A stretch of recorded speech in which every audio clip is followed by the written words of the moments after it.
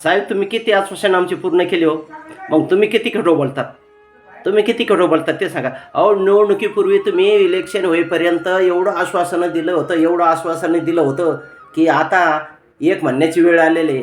कावळ्यातनं आवतनं आणि जेवल्याशिवाय खरं नाही, खरंच लबाडाचं आवतनं आणि जेवल्याशिवाय खरं नाही. मित्रांनो आपल्याला किती आश्वासन दिली होती? 2100 रुपये देऊ महिलांना, शेतकऱ्यांना. त्यावर काही मी बोलणं उचित नाही, परंतु मागच्या 28-30 वर्षापासून मी देवेंद्रजींना ओळखतो. असत्य बोलून कधी राजकारण देवेंद्रजी करणार नाही, करत नाही. आणि ते प्रगल्भ नेते आहेत. कुणावर टीका टिप्पणी करून सत्ता मिळवायची आणि षडयंत्र करून सत्ता मिळवायची असं त्यांच्या रक्तात नाहीये.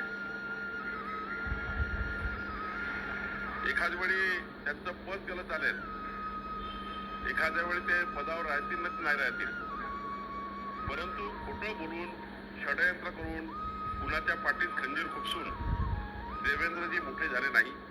साहेब तुम्ही बी खूप खोटं बोलता हो. बघा ना तुमच्या डोळ्यात देखत काय म्हणतात. तुम्ही साहेबाची री वाढतात, पण त्यांचं बी ऐका काय म्हणतात ते. तर पूर्ण कर्जमाफी करून 7/12 कोरा करण्याचं आश्वासन दिलं होतं. पाहूयात. हे सरकार खऱ्या अर्थानं शेतकऱ्याच्या पाठीशी उभं राहणारं सरकार आहे आणि म्हणून आपण निर्णय केलाय. आता आमचा हरिभाऊ निवडून आला, पुन्हा सरकार आलं की आमच्या शेतकऱ्यांना पूर्ण कर्जमाफी आपण देणार आहोत. शेतकऱ्यांचा 7/12 करूया कोरा कोरा कोरा कोरा. 7/12 शेतकऱ्यांचा करण्याचा निर्णय आपल्या सरकारने घेतलेला. साहेब खूप दिवस झाले हो. 1500चे 2100 करू म्हणले तुम्ही. आता त्याला खूप कालावधी लोटला आहे, पण अजून तुम्ही काही आमचं आश्वासन पूर्ण केलं नाही. आता तर 1500 रुपये देतो. आपण ठरवलं आहे पुन्हा आपलं सरकार आलं की 1500 रुपये नाही, 2100 रुपये आपल्या लाडक्या बहिणींना त्यांच्या खात्यामध्ये आपण देणार आहोत. निवडणुकीच्या अगोदर असा रपा रपा रपा रपा रपा रपा पाऊस पडतो गारीचा, तसा आश्वासनाचा पाऊस पडा आणि किती आश्वासनं पूर्ण झाली हो. माझ्या शेतकऱ्याचा 7/12 कोरा कोरा कोरा कोरा. अहो कुठं केला कोरा? आता नुसती घोषणा केली, ते बी 2 लाखापर्यंतच केली. आता त्याच्यात निकष अपात्र पात्र हे शब्द घातले, म्हणजे बहुसंख्य शेतकरी त्यातून वंचित राहणार आहे.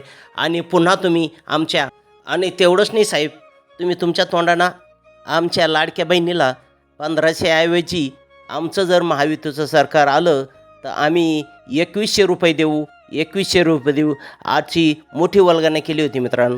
पण आता किती दिवस झाले साहेब, तुम्ही 2100 रुपये कधी देणार आहात?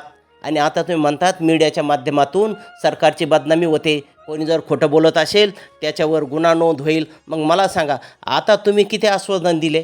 शेतकऱ्याचा 7/12 कोरा कोरा कोरा, त्याचं काही महिन्याला 2100 रुपये दे येऊ, 2100 रुपये दे, अशी मोठमोठी वल्गना केली. त्या वल्गना होऊन कितीतरी दिवस झाले, पण अजून काही महिलांना 2100 रुपये मिळाले नाही. मग तुम्ही कधी देणार आहे 2100 रुपये? का नुसतं मतं घेण्यापुरतं तुम्ही 2100 रुपयाचं आश्वासन द्या इलेक्शनच्या अगोदर? लवकर चालू करा, तुम्ही तुमचे नियम पाळा, मग सर्वसामान्य लोक त्यांचे नियम पाळतील. आता कोणी जर तुमच्या विरोधात बोलायला गेलं की लगेच नोटीस देतात, हे खोटं बोललेत. रविराज साबळे पाटील खोटं. शिव स्मारकाचं सुद्धा तुम्हीच आश्वासन दिलं होतं. अरबी समुद्रामध्ये भव्य असा अश्वरूढ शिवाजी महाराजाचा पुतळा उभारला जाईल. या आश्वासनाचं काय झालं ते तरी जनतेला सांगा.